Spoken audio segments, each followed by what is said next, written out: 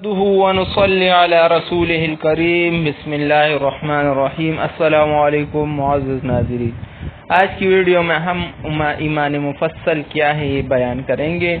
تو حضرت جبرائیل علیہ السلام نے حضور اکرم صلی اللہ علیہ وآلہ وسلم کی خدمت میں حاضر ہو کر امت کی تعلیم کے لیے چند سوالات کی، جن میں سے ایک سوال ایمان کے بارے میں بھی تھا۔ آپ صلی اللہ علیہ وآلہ وسلم نے جواب میں ایمان کے 7 بنیادی اجزاء بیان فرمائے۔ ان 7 اجزاء کی تصدیق کرنا ہر مومن کے لیے ضروری ہے۔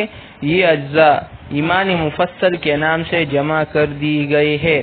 ایمان مفصل یہ ہے: آمنت باللہ وملائکتہ وکتبہ ورسلہ والیوم الآخر والقدر خیرہ وشرہ من اللہ تعالی والبحث بعد الموت۔